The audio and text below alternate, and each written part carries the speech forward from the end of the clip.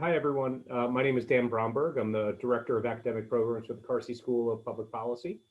Welcome to our webinar. Hopefully, we provide you with some information that's helpful for you making your decision and moving forward with your graduate education.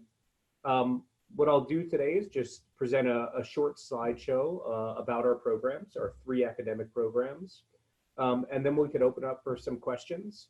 I just want to direct your attention to the chat box that's located on the side of your panel. You're welcome to just ask questions in that chat box. I'm joined today by a couple people from our admissions team as well, and our academic program. So they might respond to some of the questions as we're going along, or if you want to hold off till the end, we could answer them together. So at this point, I'm just going to share my screen, and I will start the PowerPoint show with you guys. So the Carsey School offers three academic programs, which I'll get into in just a second. So why choose the Carsey School? Just to give you a sense, we have an array of different research programs and community-based programs, and both our researchers, our faculty, and our staff are out in the community doing real-world policy and public management work on a regular basis. So as a student in the Carsey School, you have access to these people. You could explore some of the research you're doing. You could engage in some of the programs that they're working on. So for example, we have New Hampshire Listens, which helps to organize deliberative forums across the state. We have research on vulnerable families, on rural communities, tax policy, demography. So the beauty of these programs being within the school is that you get to have access to all of that. So the benefits of pursuing a graduate degree, a master's degree in general, really we see it, it's a credential that you have as you're moving along right in your career. And looking at the career that you want to pursue, what we know is both an MPA, Master's of Public Administration, a Master's of Public Policy, and a Master's of Community Development all carry weight in the careers that you're pursuing in public sector nonprofit organizations. Obviously, you want to build the knowledge and skills that you have, gain the valuable experience, and you do that not only through the curriculum that we have, but you are working with seasoned professionals throughout that, gaining that experience, and also throughout your experiential learning opportunities. So like I said, we have 3 programs. We have a Master's in Public Policy, we have a Master's in Community Development, and we have a Master's in Public Administration. And I'll talk about each of those individually. So our Master's in Public Policy program is really geared around daytime courses in Durham. We still try to have these later in the afternoon, somewhere around 3 o'clock or so. But these are focused generally during the day. There are 2 tracks. There's a strategy and communications track or a policy analysis track. Our students spend time in DC. They have a week-long colloquium in DC where they visit with about 25 different policymakers over the course of a week. We also have both internship and capstone experiences with that program. And what we find with that program is that a lot of our students have more access to the DC policymaking world than they anticipate. Being in Durham, it's really a rare opportunity to sit in the classroom with some of the DC policymakers we bring up to teach our classes with such a small ratio of student to faculty. Typically, you're about 12 to 1, maybe 15 to 1. And these are policymakers that have been at the highest levels of governance, both in the White House, in nonprofit organizations, advocacy firms, and folks that have been involved in public policy for their careers. So I'm happy to discuss that further if there's more interest thereafter. The Masters of Public Administration is generally geared towards mid-career professionals. We're thinking about students that have probably been in the workforce maybe 5 to 7 years at this point. The courses are offered in the evening, typically in Manchester, and they typically run from about 6 in the evening till about 9 in the evening. It's an extremely flexible program. There's no set order in which you have to take those courses. We offer full semester length courses. We offer 8-week courses. We offer 5-week courses. We offer online courses as well. And really the basis of that program is to give you the management and management skills and tools that you need to be a leader in a public service or nonprofit organization, and really manage that organization. Your faculty in that program are typically running large agencies within the state. They're possibly running large nonprofits within the state. We have someone who works with us from the Attorney General's office, someone that runs a large social services organization. So you both have the exposure to those professionals, plus your colleagues in the classroom are all doing similar work as well.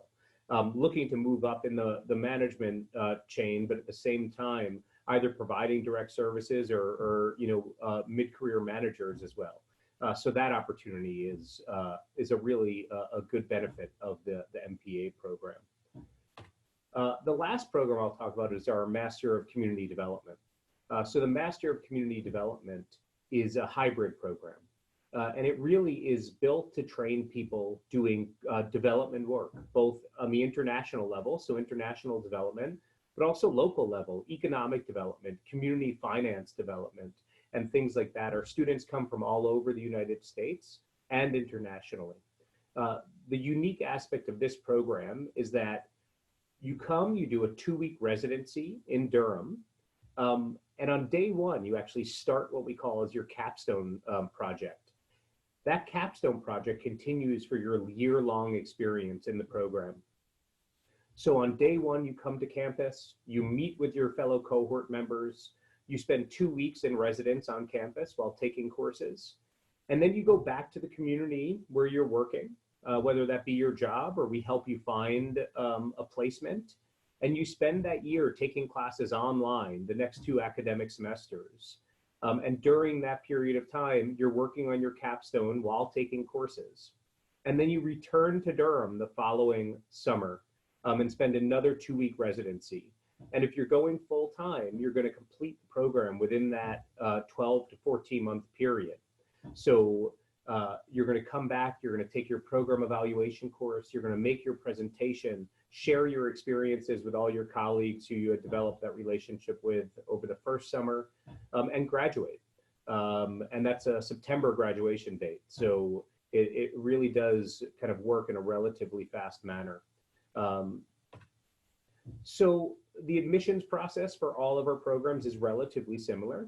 We look for transcripts, a personal statement, which I would say we pay a good amount of attention to, 3 letters of recommendation, your resume, and then as far as test scores go, we only require the GREs for non-UNH students that are applying to the MPP program. Neither the Masters of Community Development nor the Masters of Public Administration require a GRE for entrance. And the TOEFL is required for our international applicants. There is a $65 application fee. I'd like to announce to all of you that are on this webinar right now, if you've registered for the webinar, we're happy to waive that fee for you. And I'll put you in touch with someone at the end of this webinar if you want to take advantage of that opportunity. As far as tuition and funding goes, the Carsey School does offer scholarships. We also offer fellowships, primarily for our full-time students. So both of those help to offset the cost of the education. In state, the range of tuition really goes from about $18,000 to about $28,500. And out of state, it goes from about $20,000 to $32,000. Like I said, we do try to give both merit and need-based scholarships. And we try to do that, to the best of our funding capacity to make sure that education is accessible for you. The MPA program has a number of credit waivers. So if you have participated in the Certified Public Manager program, possibly Leadership Academy and Fire Service, we do offer waivers for some of those, which reduces your course load and also reduces the tuition dollars. And both with MPA and the MCD program, our Community Development Program, we have a number of partners who we work with. And each of those partnerships offer students a different opportunity and a different way to pursue our programs. So they're all very specific, so I don't want to get into the details of each of them now, but I'd be happy to discuss them offline after the fact, or you can connect with any one of our academic program or admissions people, and they'll be able to help you. So for those of you that are interested in that admissions waiver, if you're registered for the webinar, you are open to having that waiver. You could contact Sanjeev Sharma, who is that middle name there on my slide, at sanjeev.sharma@unh.edu.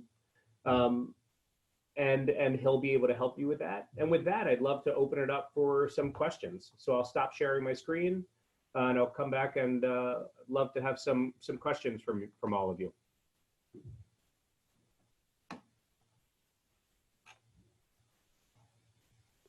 I see a few questions, Dan. One is, how long does the program typically take, the MPA, if I work full-time and attend the program part-time? Great, great question. Thank you, Robin. So the MPA program is a 36 credit program. Students typically take anywhere from, I would say, 18 to 24 months to do it. I would say at this point, I think 100% of our students are going part-time and working full-time for the most part. It might be slightly off, you rare to say 100%, but I actually think that's the case right now.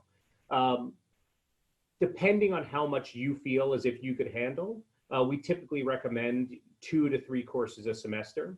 And because we offer the courses in such a flexible manner, you're able to do them in a relatively rapid way. So for example, we offer these 8-week courses. So what that looks like for the spring semester is courses would start on January 15th, say. That course might end on March 1st, and then a second course would start on March 8th and end at the typical end of a semester, let's say May 15th. So by coming to campus 1 night a week or taking one online course for 8 weeks, you're actually cranking out 2 courses, so 6 credits within that same time period. If you were to build on one other course, let's say you were to take 1 full semester course during that time period, that's 9 credits. We offer summer courses, we offer a January term course. So there's a lot of opportunity to take classes. So really it is up to that student as far as balancing that work, life, and school equation to make sure it works for you. A follow-up question to the MPA program was, do you have to start in the fall term? Yep, so none of our programs require that you start in a specific term. The MPA program specifically is the most flexible out of our 3 programs as far as that goes. You could start it whenever you'd like, and you won't really, you won't be on a track that doesn't make sense. The MCD program, or Community Development Program, is designed to start in the summer, and that's probably the most helpful start. But that said, you're welcome to start in the spring if that happens to be when you express interest and want to get going. And same with the MPP program. While it's advantageous to start in the fall, there are no restrictions to starting earlier. You just need to work closely with your advisor to make sure that you're on the right track. There's a question about the Master in Public Policy Fellowships. Can you talk more about what types of fellowships they are? Yeah, that are sure. offered? Okay.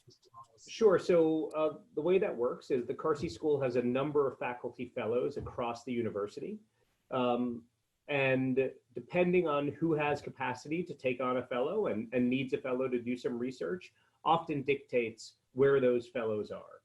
So for example, this year we have a fellow who's doing some criminal justice work. We have a fellow that's doing work at the Institute on Disability. We have a fellow who's doing some public health work. We typically have fellows doing some tax policy work, possibly some work on low-income, areas or rural areas. So some of the rural research that Carsey does. So it really does span the gamut. And what ends up happening is somewhere around the new year, so I would say January, probably January 15th-ish, we will post a list of all of our new fellows for this year. And that work is research-based, and you're working with the faculty member that's doing that research. and you'll be part of their research program. I have another question here related to applications. What are the deadlines to apply? And the first one that they're interested in is spring term. So spring term, our deadline is December 15th, which means that you need to get started prior to that December 15th deadline. If your application stretches a little bit beyond that, meaning if you have already gotten started and you're missing a letter or something along those lines, we could certainly work with you to get the rest of that in. We just have some background noise coming in for a second. That's December 15th. That's for all three of our programs. And then for the fall, it really does stretch into the summer a bit. So if you're looking for the fall, we're looking at about a July 1 deadline. What I will say is that funding decisions are made much earlier than that. So if you're looking at the MPP program, for example, we're thinking about more of a March 15th deadline for funding decisions. So it's advantageous to get your application in before that March 15th deadline, even though the application deadline stretches into the summer.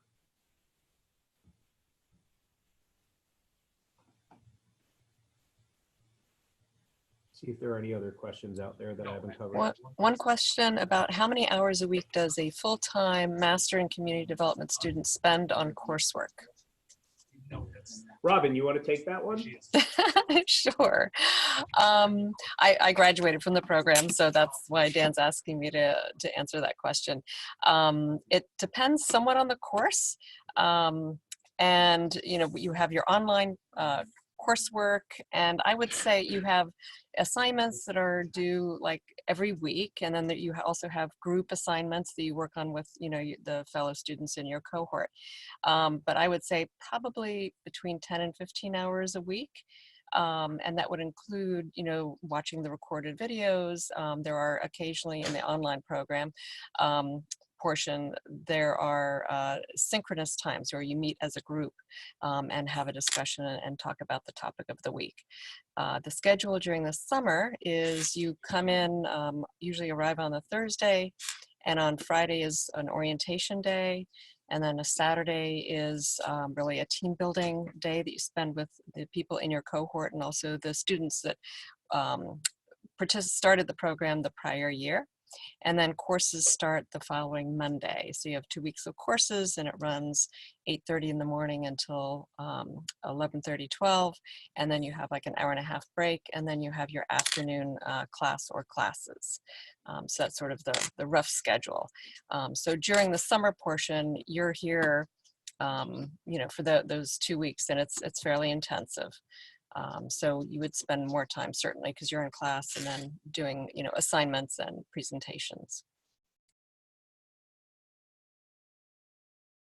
Thank you, Robin. So there are a couple more questions that I think I could address. Let's see. Is it possible to continue my job at a CDFI while enrolled in MCD? 100%. Most of our students are working in community development organizations, and they're actually doing their capstone at that organization. So it's advantageous both for you and for your organization when you're enrolled in the program. And we're happy to kind of talk to you about what that might look like. I think the next question actually could help to clarify that, which is what work is involved in completing a capstone? Now, the three programs are there are 3 different programs, and the capstone assignments are 3 different assignments. But I will attempt to answer that question for all 3. The way that I like to think about capstones is there's a range. They range from one end, which is the extremely academic thesis version of a capstone, to the far other end, which is the extremely applied, I am working at an organization and doing a project for them. For the MPA and the MCD, they tend to lean more towards that applied side of I am doing specific work for an organization. And I think of these as value-added projects that organizations don't necessarily have the time or capacity to manage themselves. So they would bring in what would otherwise be a consultant. But in our case, we could offer a student who has now been trained to offer a solution.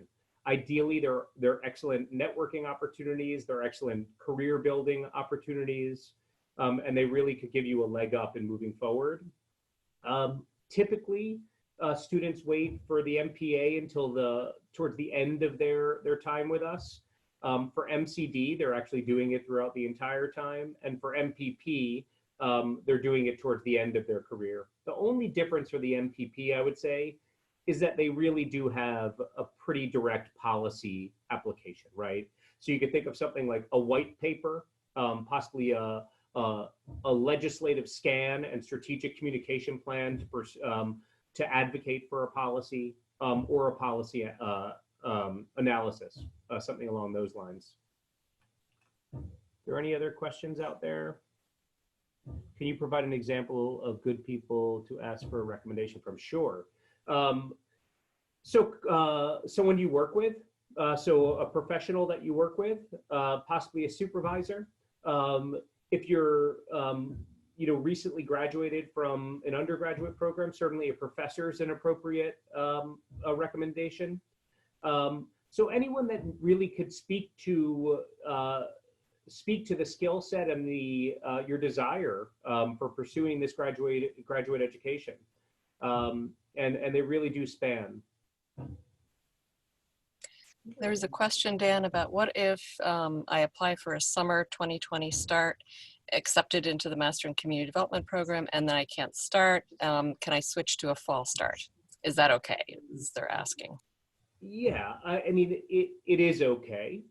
It's not ideal, is what I would say. Because that program is heavily designed on that summer experience, it's challenging to make up that work.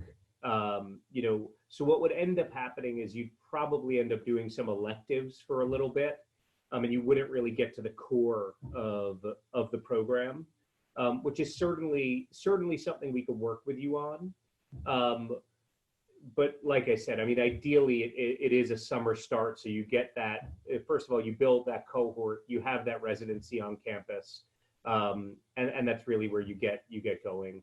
The 2-week commitment is typically mid-June, mid to beginning of June. Robin, you might actually have the dates nailed down for that. Yes, students will be arriving on campus on Thursday, June 4th. Orientation is Friday, June 5th, and classes will wrap up June 19th, and our students that are staying in residence in the dorms would then depart on that Saturday, June 20th. Thanks. So I'd like to, offer all of our email addresses to all of you once again. Let me just pop up that slide for you one more time, so you guys could jot those down. We'll also, we will be in touch with you. We could send you some information if you would like some more information. Obviously, we're happy to do that and chat with anyone. But here are our 3 contact, here's our contact information. So that's me up top. Robin is the one who's been joining us, and Sanjeev is in admissions. You're welcome to reach out to any one of us. And we'd be happy to, help you explore this process and help you make the decision. Frankly, we like to make sure that our programs are a good fit for you, just as you like to make sure that our programs are a good fit as well. So we want to find that match, and we're here to help you do that and help you figure out your next steps. So with that, I just thank everyone for signing on, and we look forward to hearing from you. Take care.